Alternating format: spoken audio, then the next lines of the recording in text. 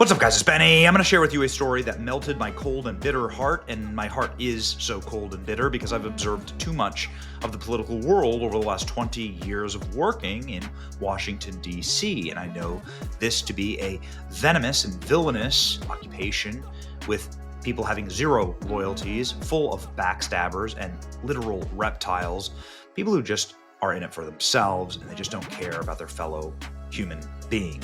And there's a wonderful human being named Scott Adams, who's a really good person. He's the legendary creator of the Dilbert cartoon. He's world famous for that, and he's somebody who announced that he himself is suffering from terminal prostate cancer.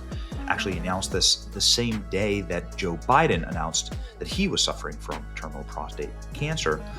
And then he posted an alarming update today. This was a few months ago. Scott Adams posting today something that shocked, frankly, the entire internet. On Monday, I will ask President Trump via X to save my life. He offered to help me if I needed it, and I need it. As many of you know, I have metastasized prostate cancer. My healthcare provider, Kaiser of Northern California, has approved my application to receive a new FDA drug called Pluvicto, but they have dropped the ball in scheduling a brief IV to administer it, and I can't seem to fix that. I am declining fast. I will ask President Trump if he can get Kaiser of Northern California to respond and schedule it for Monday. That will give me a fighting chance to stick around on this planet a little bit longer.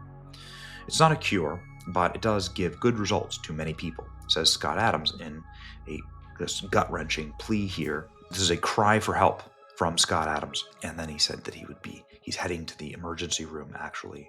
No coffee with Scott Adams. So things are declining exponentially for Scott Adams. This is a disease, perhaps you've seen members of your family, hopefully not, but like most people have seen members of their family in the declines of cancer. It gets to a cliff and then you just fall off the cliff, man. It sucks. Anyway, in a absolutely remarkable turn of events, the federal government decided to help someone other than themselves for the first time in maybe the history of the American federal government. Robert F. Kennedy, HHS Secretary, said, "Scott, how do I reach you? The president wants to help."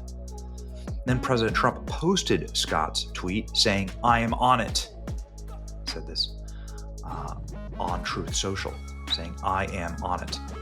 Dan Scavino saying, "No need to wait until Monday. Donald Trump, Robert Kennedy, and Dr. Oz are all tracking now, Scott."